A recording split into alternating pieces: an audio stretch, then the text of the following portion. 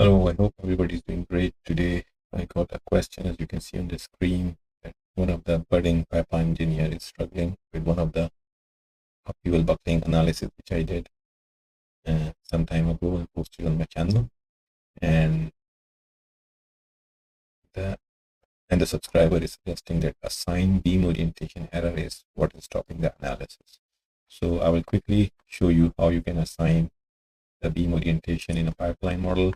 If you are not familiar how to make a pipeline, you will go with the 3D wire, because we're going to use the pipeline elements. So you just go with this. For example, this is just a pipeline. Again, you can look at my actual tutorials on pipeline buckling analysis and where I show you step by step how to do this kind of analysis. So once you have done that, you press done. That's pretty much it. That's your pipeline in a line. You can define your properties. Again, if you're doing explicit, you need to define density. Otherwise, you are okay with this. So I'm going to use, let's say everything is in millimeters. So I'm going to megapascals and all the units of elastic modulus. So I'm using properties in this case. I will create beam here. And again, you can use truss or beam. I have shown you everything what it means.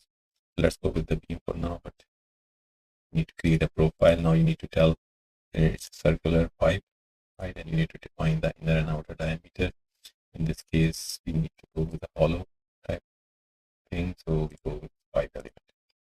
Now we define the radius. Let's say I'm just assuming something in the wall thickness. I think this should be 250, and let's say this case in millimeters. Everything is in millimeters. And if you must know that D over T ratio decides it's a thin wall or a thick wall pipe.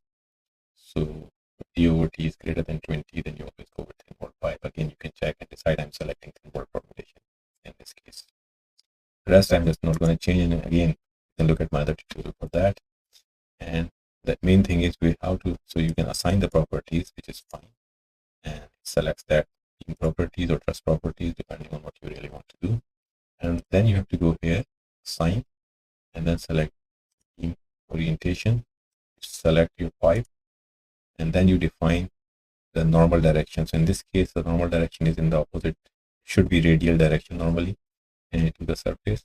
So it could be -1 or it could be 1. Again, you can go with the default, and you can see this one direction is the normal direction. So if you look at the cross section, this should be coming out normal to your pipeline cross section. So once you have done that, in my opinion, that should work without any problems. So I hope this clarifies the question of the subscriber. And if you have any further questions or difficulties, you can always ask such short question and I can make a quick video. Good luck and all the best.